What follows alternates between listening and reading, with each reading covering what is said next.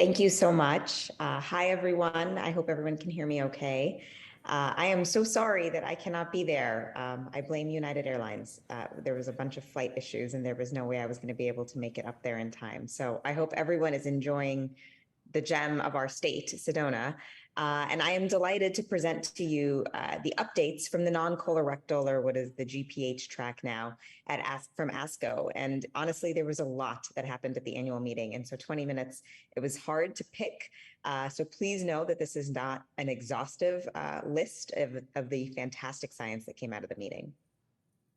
So I'm going to break it down into the upper GI space, pancreas cancers, both neuroendocrine and adenocarcinoma, and then biliary cancers, because that really, I think, summarizes where the major advances were.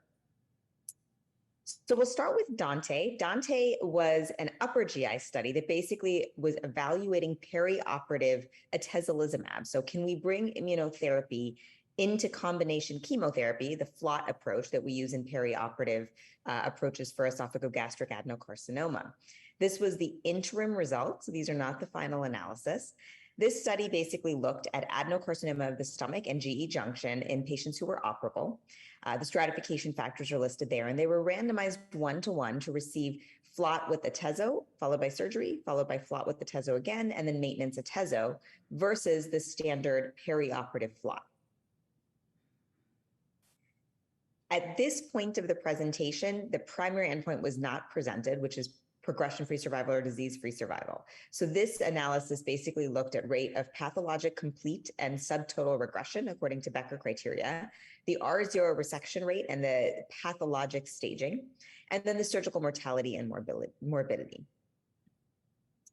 So when we look at the baseline characteristics, you can see that this was a primarily GE junction heavy group, 62% were GEJ, and really good performance status as we would expect with patients who are receiving FLOT. The majority of the patients had T3 or T4 lesions in their primary tumor, and most of them were node positive. And just about a quarter to up to 30% had a signet ring cell component, which we know is kind of a poor prognostic factor. Obviously, when we're looking at immunotherapy, we want to understand the CPS scores for our patients with GEJ and gastric cancers. And as you can see here, the majority of patients had CPS scores of greater than or equal to 1%. I'm sorry, greater than or equal to 1. And that was in both arms, so 56% and 59%. And then a smaller percentage had the higher CPS scores. Very small percentage, 6% and 10% had MSI high as well. So when we look at the margin-free resection, the R0 resection among patients who went to surgery versus the intention to treat analysis, you can see that 96% of patients with FLOT atezo versus 95% had an R0 resection, and 93% versus 91% when you look at the entire group. As you can see, there was about 6 patients who did not actually get included in terms of the patients who were able to go to surgery. Importantly, you can see that there was some impressive pathologic response. And so patients with a T0 or N0 are listed here with the red underlines on both the FLOT arm as well as the FLOT and atezo arm. Numerically slightly higher in the FLOT with atezo arm. Same thing with just kind of downstaging. You see that there is a slightly higher PT0 to T2 in the FLOT atezo arm. But, I think it's numerically distinct, and it's hard to really understand so far what that means. And I think whether or not that translates into progression-free survival will, of course, be the key question. Same thing with tumor regression. So it looks like there were patients who had significant tumor regression, but especially in those who had a higher CPS score when you look at the FLOT atezo arm. So far, this is what I would take home, and I agree with the author's conclusions here. So perioperative FLOT plus atezo, there was no safety signal, so it was feasible and safe. It did seem to improve downstaging in terms of more favorable pathologic T and N staging, and there was beneficial effects on both path regression but it seemed to be more correlated with the higher PD-L1 expression in MSI high patients. And so now this study will move into its phase 3. There was a specific stopping point that they needed to look at. And so this will move into the phase 3. And I think that PFS, DFS final endpoint is really going to be key. But I think it's important to recognize that I think immunotherapy will more than likely be moving into the perioperative space in upper GI malignancies. So let's move into pancreas cancers. There was a pancreatic neuroendocrine presentation, as well as some data in pancreatic adenocarcinoma. This was ECOG 2211, and this is the final presentation, the final analysis of efficacy and association with MGMT. This was presented by Dr. Kuntz and colleagues. The initial analysis was presented at ASCO a few years back. This is a study that involved low and intermediate grade advanced pancreatic neuroendocrine tumors. They were randomized 1-to-1 to receive single-agent temozolomide versus capecitabine and temozolomide, with the primary endpoint being progression-free survival and the secondary endpoints listed there. There were correlative endpoints to understand whether MGMT deficiency has any sort of correlation with response, and that has been known in temozolomide and other tumors, and so they wanted to investigate this. So this was the analysis that was already presented at the interim. This was the primary endpoint of progression-free survival, and you can see that the addition of capecitabine to temozolomide improved median progression-free survival from 14.4 months to 22.7 months with a hazard ratio of 0.58. So a pronounced difference.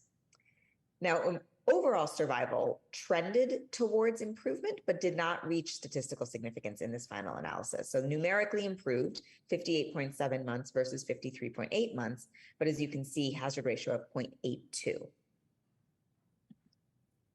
Objective responses were high in both arms. In temozolomide, it was 34% versus 40% in the CAPE-TEM arm, and good disease control rate overall, with reasonable response duration as well, as noted here, a little over a year versus 16.6 months in the CAPE-TEM. And again, not surprisingly, when you put two drugs together, there were the expected adverse events that you would typically see with capecitabine and temozolomide, but the grade 3/4 toxicity rate was double with the CAPE-TEM arm, 44% versus 22%. That being said, nothing that would really make you surprised in terms of the side effects that we typically think of with CAPE-TEM. So let's understand MGMT deficiency. So in GBM, for instance, MGMT deficiency is thought to be predictive of response to temozolomide.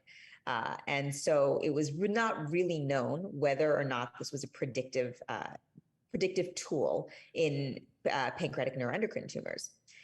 To be clear, this was a correlative endpoint. The study was not powered designed to test the question of MGMT as a predictive biomarker, most notably because both arms have temozolomide.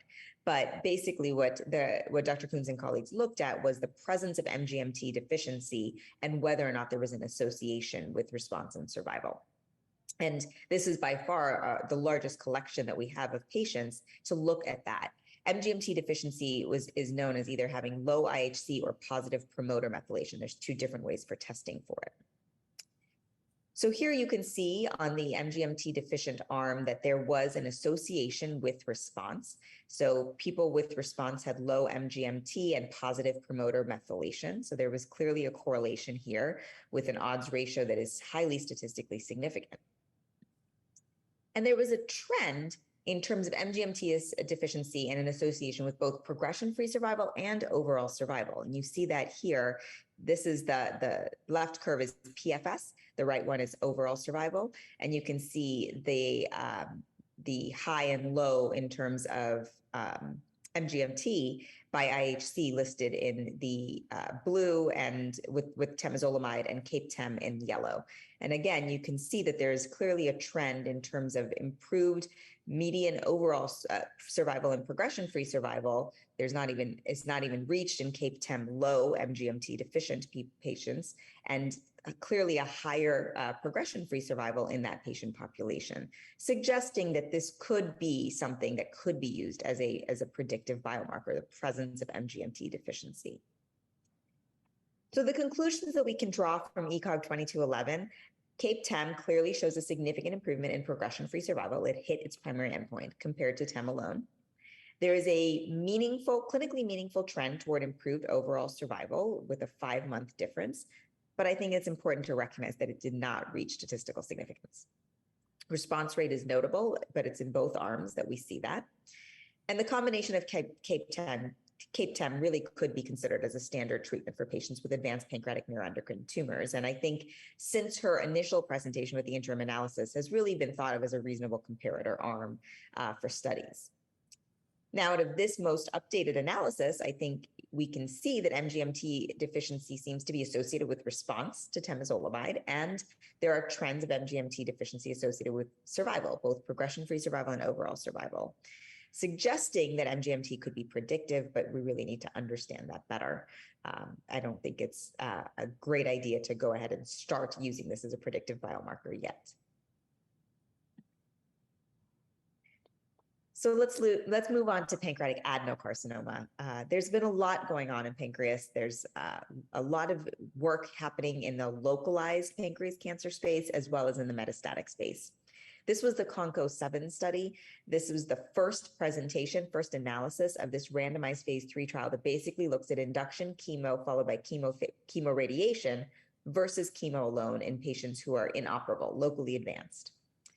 So this study, the schema is very complicated, but this study basically looked at physicians' choice of induction chemotherapy, single agent gemcitabine or FOLFIRINOX. So please note that this is not gemcitabine and nab-paclitaxel. Patients are then randomized to continuing physician's choice, whatever they were on, versus gem-based chemoradiation, and then they are reevaluated to see if they could be resectable. The primary endpoint of this study was R0 resection rate. It was initially designed actually to be overall survival, and then they realized that the numbers of patients that would be required was way too great, and so they amended the study and changed the primary endpoint.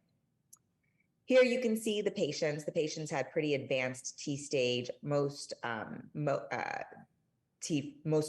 them, a little over half, were T4s, and it was kind of unknown based on imaging, but it was about a third in terms of nodal status between node positive, node negative, and unknown. And again, not surprisingly, some notable toxicities, especially in the myelosuppression space, both thrombocytopenia and leukopenia, or specifically neutropenia. And you can see that that was higher in the chemoradiation arm, total grade 3 as well as grade 4. So looking at the resection data, the question of R0 resection, the authors did something interesting where they took first a look at the patients who underwent resection. So they pulled out the patients who were able to go to the operating room.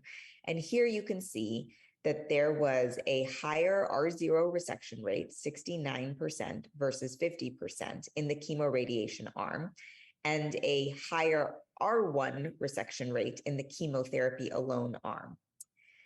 A close radial margin, so we know that the distance of the tumor from the margin itself also seems to correlate with outcomes. And the patients had, in the chemoradiation arm, there was a higher percentage of patients who did not have a close radial margin. But again, this was in the 62 patients who underwent the resection. They then presented all randomized patients, the intention to treat, 169 patients. Here, you do see a slightly higher R1 resection rate in the chemotherapy arm, but it's definitely a smaller number. And the difference between R0 resection is not nearly as striking.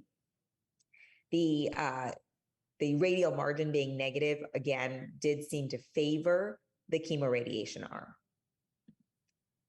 Now, when you look, though, at the important endpoints thus far of progression-free survival and overall survival, you will see that these curves are essentially overlapping. Median progression-free survival and median overall survival was not significantly different between the two arms. When you look at all of the patients who underwent surgery versus those who did not undergo surgery, not surprisingly, the patients who are able to undergo surgery have a higher median overall survival, median OS of 19 months, versus those who did not go to the operating room with 14 months. But again, that was all patients regardless of arm. So the author's conclusion was that the primary endpoint, that there was that the addition of chemoradiation improves the R0 resection rate in the surgical treated group. But when you look at the randomized patients, the intention to treat, the rate of it is not necessarily something that we see a dramatic difference in. Sorry.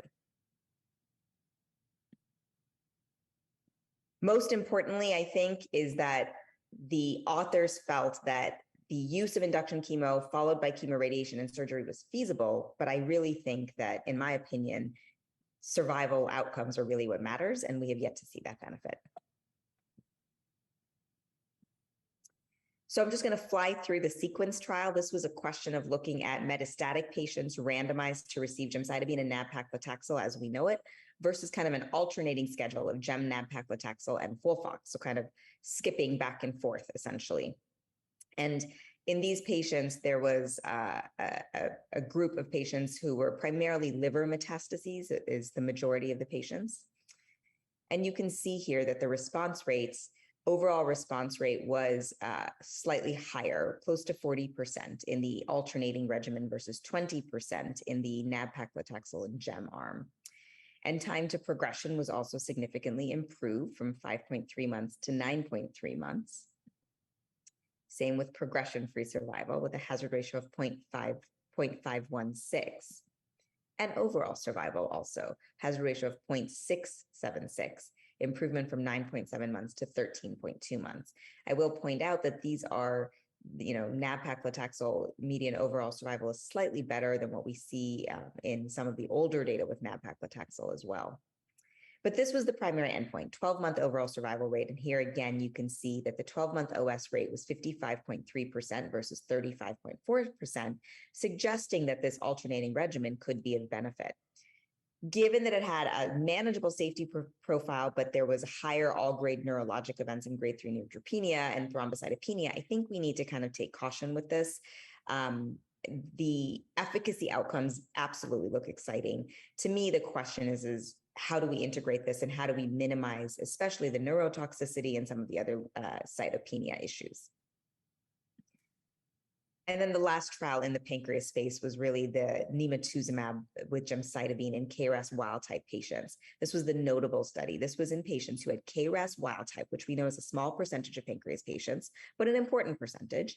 And they received, again, kind of an outdated regimen, single-agent gemcitabine with placebo versus a monoclonal antibody targeting EGFR, nimatuzumab, and gemcitabine. Here, this was 79 patients total, 82 patients total, initially planned was 79. And you can see again that this was a primarily metastatic patient population. Technically, it hit its mark. Nemo plus Gem improved median overall survival from 8.5 months to 10.9 months. To me, numerically not too exciting, but an important thing to note. Same with progression-free survival. Progression-free survival had a hazard ratio of 0.56, so it just hit statistical significance. But again, 3.6 months to 4.2 months when you look at the numbers. So the authors really felt like this was a very reasonable thing to consider in KRAS wild-type locally advanced or metastatic patients.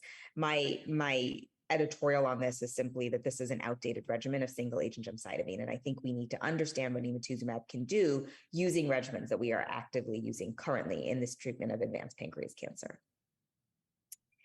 And finally, biliary cancers. Biliary cancers are having quite the moment with targeted therapies. The HERB trial was presented here at ASCO this year, which is trastuzumab deruxtecan, a drug that gets a lot of attention, was just FDA approved yesterday for HER2-low breast cancer. And, people in the biliary space have been wanting to test it in HER2-positive biliary cancers. So this is part of the SCRUB Japanese study. The HERB trial was looking specifically at trastuzumab deruxtecan given to patients with HER2-positive biliary tract malignancies. You can see that there was 22 patients who were HER2 positive and 8 patients were included who were HER2 low expressing. And you can see the breakdown of IHC here. The primary endpoint was confirmed overall response rate, and in the HER2 positive group, the confirmed overall response rate in a refractory patient population was 36.4%. So definitely intriguing. Even in the HER2 low, 12.5% is also somewhat interesting. The progression-free survival as well, the 6-month PFS rate and median progression-free survivals in the HER2 positive patients was definitely better than what we typically see. We see median PFS is more on the order of 2 to 3 months in refractory biliary tract cancer. So this is definitely something that we want to tease out better and understand. Same with overall survival. Median overall survival was 7.1 months in the HER2 positive patients. HER2 low expressing as well, median overall survival was 8.9, but it was only 8 patients. I think the thing to note is that there was 25% of patients who had any grade pneumonitis or interstitial lung disease, which we know is a treatment-related adverse event that we see with trastuzumab deruxtecan.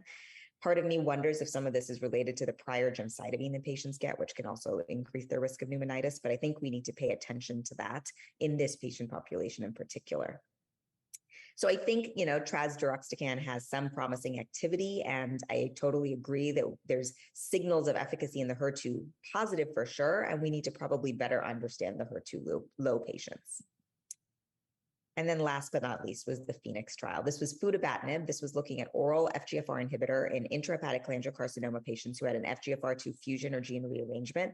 This was the updated results. We had seen this data before. This is specifically in patients with the fusion or rearrangement, which we see in about 10 to 15% of patients with intrahepatic cholangiocarcinoma. Primary endpoint was objective response rate.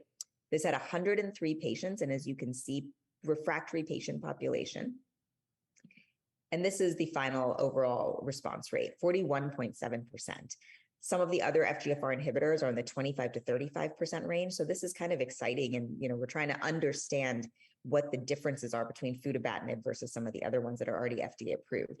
But regardless, really impressive waterfall plot. Duration of response, also really exciting. 9.5 months was the median duration of response. These patients are staying on this drug. Median PFS was 8.9 months, and the median OS was 20 months in this final analysis, which I think, again, is very impressive in a refractory cholangiocarcinoma population. Importantly, they looked at ctDNA in 83 samples in this study, and basically there was a positive percent agreement in 87%. I'm mentioning that only because historically we have not been certain about ctDNA's ability to identify FGFR2 fusions, and so this is really a step in the right direction and reassuring that we are hopefully getting to the technology where we will be able to have higher sensitivity for FGFR fusion detection using ctDNA technology. So again, in the Phoenix study, we have a high response rate. We have a mature median OS of 20 months and a 12-month OS rate of 73%, and exploratory ctDNA analysis that could suggest that we could use this really as a way of detecting FGFR2 fusions. This drug has a PDUFA date in the fall, so our hope is that we will have this FDA approved soon. So quickly to summarize, post-ASCO, where are we? Upper GI malignancies, I think we are evolving in the perioperative approach, but I think immunotherapy is going to have a place here. We just need to understand in who. Pancreatic neuroendocrine tumors have options with systemic therapy, and MGMT deficiency could be a predictive biomarker. We just need to understand that better. Pancreatic adenocarcinomas need multimodality treatment for curative intent, but I particularly am not sure that radiation needs to be part of it for everyone. Advanced pancreatic adenocarcinoma show potential for precision oncology for certain, as nimatuzumab is helping us understand the KRAS wild-type population, for instance. And targeted therapy is here to stay, and there are a growing number of options in biliary cancer patients. And with that, I thank you, and I am happy to take any questions.